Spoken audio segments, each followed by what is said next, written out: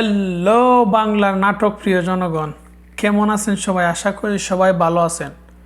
তো বন্ধুরা, চলে আসলাম আরও একটি অসাধারণ নাটকের আপডেট নিয়ে। আজকের নাটকটি হলো রিচম্যান।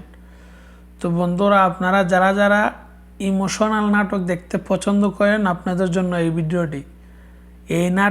এই নাটকটি দেখে ইমোশনাল আপনি হইবেন, অবশ্যই ইমোশনাল হবেন, বাধ্যতামূলক ইমোশনাল হবেন। এত সুন্দর একটি নাটক। তো বন্ধুরা, এই নাটকটি পরিচালনা করেছেন তমাল এবং এই নাটকের প্রধান চরিত্রে অভিনয় করেছেন আরশ খান এবং তারিক আনাম খান।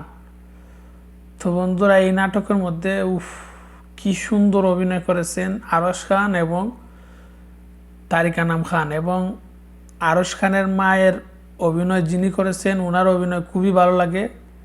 আমি ওনাকে মায়ের চরিত্রে ওনাকে আমার খুবই ভালো লাগে, আমার খুবই পছন্দের একজন অভিনেত্রী। তো বন্ধুরা, আপনারা যারা যারা বাবা নিয়ে, বাবা সম্পর্ক, বাবা জিনিসটা কি আসলে, মানে এটা বোঝা খুবই মুশকিল।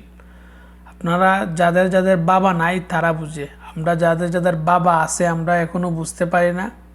তো আলহামদুলিল্লাহ, আমি কিন্তু বাবা মাকে অনেক সম্মান করি, অনেক মর্যাদা দিই। আপনারাও কিন্তু আপনাদের বাবা মায়ের কথা মেনে চলবেন, তাদের কথা সব সময় শোনার চেষ্টা করবেন, তাদের অবাধ্য হবেন না। কিন্তু তাদের অবাধ্য হলে কিন্তু অনেক ক্ষতি। অনেক মানুষ প্রথমে বুঝে না, তারপরে যখন বাবা মা চলে যায় তখন বুঝে বাবা মার কী গুরুত্ব।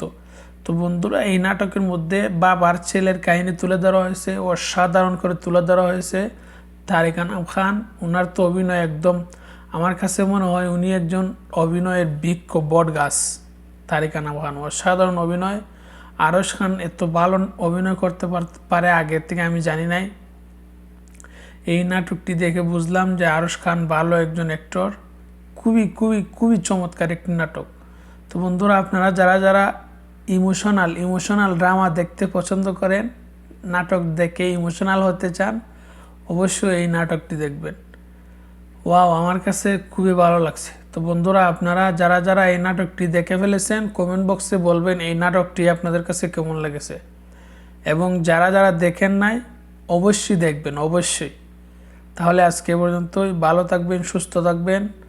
যারা যারা আরশ খানের ফ্যান আছেন তারা অবশ্যই এই চ্যানেলটিকে সাবস্ক্রাইব করে বন্ধু হয়ে পাশে থাকবেন।